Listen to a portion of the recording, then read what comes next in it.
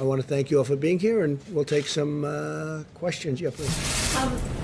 During the pandemic, the Qanon movement appears to be gaining a lot of followers. Can you talk about what you think about that and what you have to say to people who are following this movement right now? Well, I don't know much about the movement other than I understand they like me very much, which I appreciate. But I don't know much about the movement.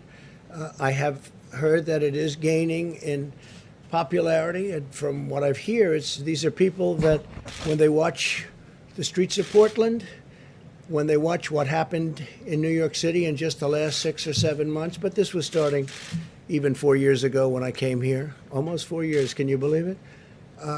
These are people that don't like seeing what's going on in places like Portland and places like Chicago and New York and other cities and states. And I've heard these are people that love our country and they just don't like seeing it.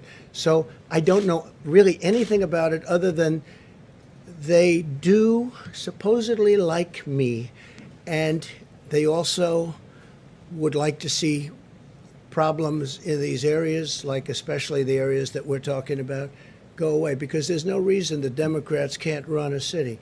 And if they can't, we will send in all of the federal, whether it's troops or law enforcement, whatever they'd like, we'll send them in, we'll straighten out their problem in 24 hours or less, okay? Well, just real quick, at the crux of the theory is this belief that you are secretly saving the world from this satanic cult of pedophiles and cannibals. Does that sound like something you are behind? Well, I haven't heard that, but is that supposed to be a bad thing or a good thing? I mean, you know, if I can help save the world from problems, I'm willing to do it. I'm willing to put myself out there, and we are actually. We're saving the world from a radical left philosophy that will destroy this country, and when this country is gone, the rest of the world would follow. The rest of the world would follow. That's the importance of this country.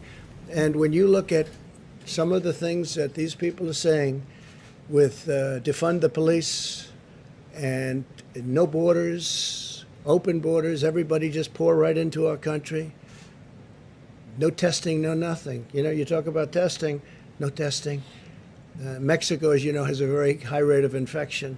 The wall is now going to be next week 300 miles long. Our numbers are extraordinary on the border.